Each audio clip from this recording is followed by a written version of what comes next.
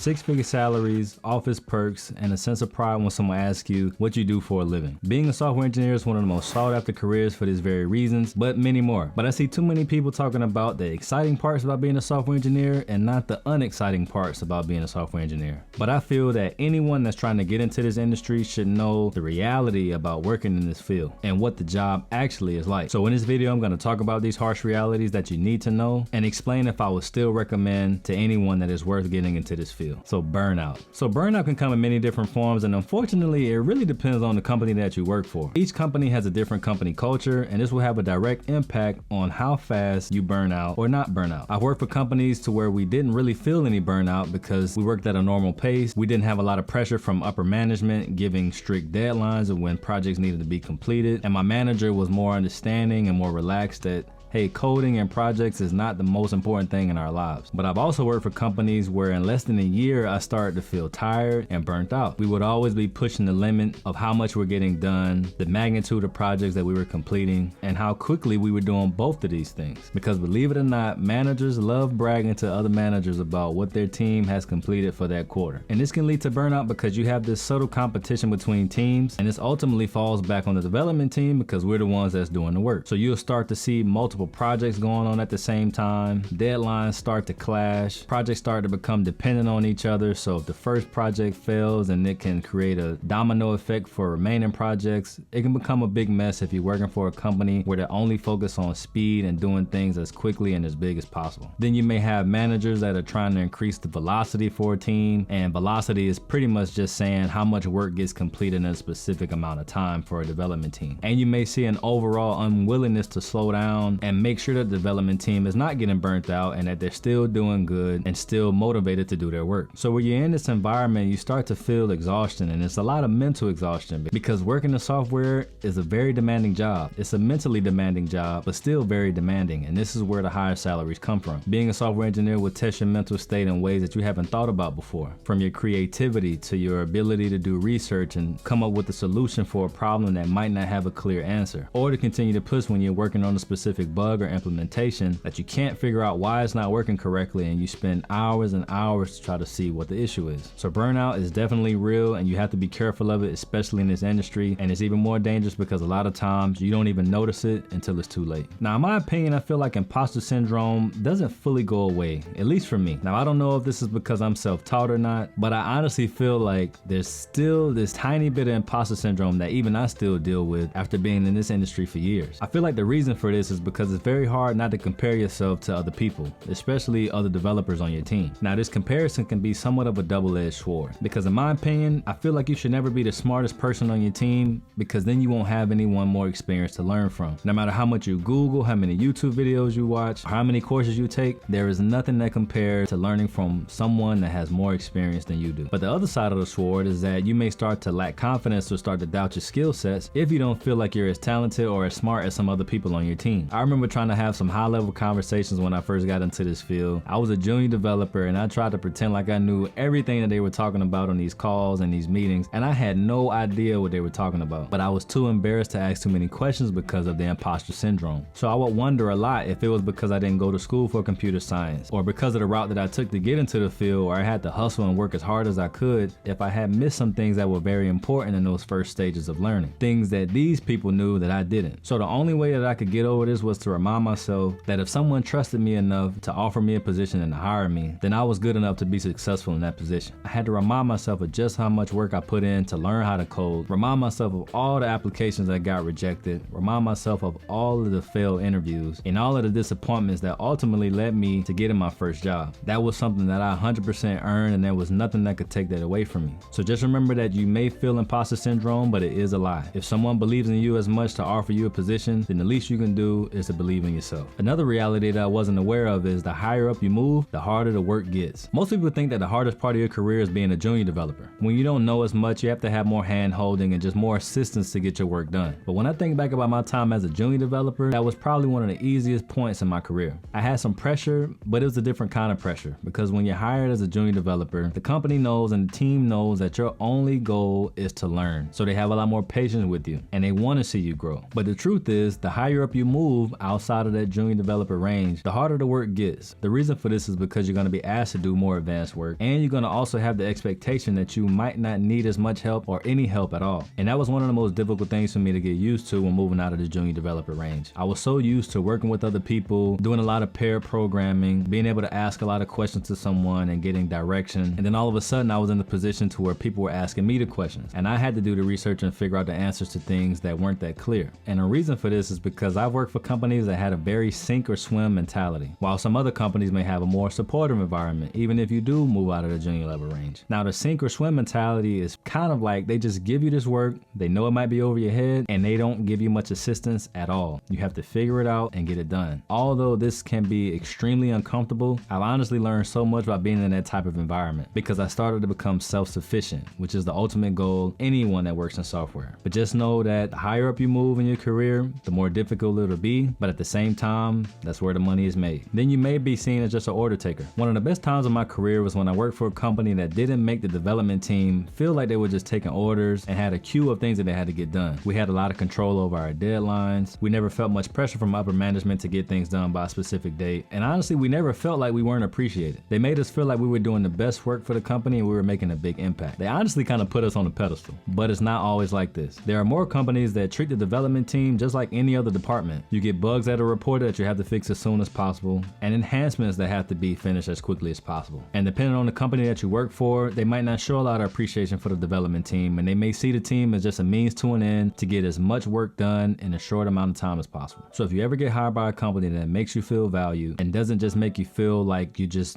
going from one project and one story to the next as quickly as possible, do your best to stay with that company for as long as you can, because it's becoming a lot more difficult to find these companies that have that organic company culture that makes everyone excited about the work that they do. And one of the most unexpected things that I didn't realize when I first started in this career is that I was going to have to get used to working with many different cultures and many different types of people. It's not very common for you to work in a team where everybody looks like you and thinks like you. So with that, you have to learn different cultures and how they think and how they react to certain things. Like, I've worked with teammates in Asia, South America, all over the US, and across Eastern Europe. Now, I remember my first time working with some team members from Eastern Europe, and that was pretty difficult for me. Now, I'm naturally kind of a talkative person. I like to joke and I like to make people feel comfortable with me, especially if somebody I might have to be working with 40 hours a week or more. I at least want to have some type of collaboration with my team. Coding can be somewhat of a lonely job at times, so it makes it not as boring when you at least have some kind of friendship with the people that you work with. But during that time period where I was working with a lot of Eastern Europeans, I didn't realize the differences in the culture. I would joke here and there and I would talk, and I would realize that many of them did not like to joke, they did not like to talk a lot, and they overall just seemed kind of serious. Some people would even say that they were unfriendly. So I started to do some research to see if there was something that I was missing, because I didn't want to misunderstand a difference in the culture for being unfriendly or not being approachable. So I found that generally they're more reserved, they're more formal with how they speak with people and how they approach situations and how they collaborate with people. So they weren't unfriendly. This was just a difference in the culture. So if you aren't okay with getting to know different type of cultures and backgrounds, you're gonna have a hard time in software, because this industry is one of the most diverse industries you could ever work in. But even with all these harsh realities, what I still recommend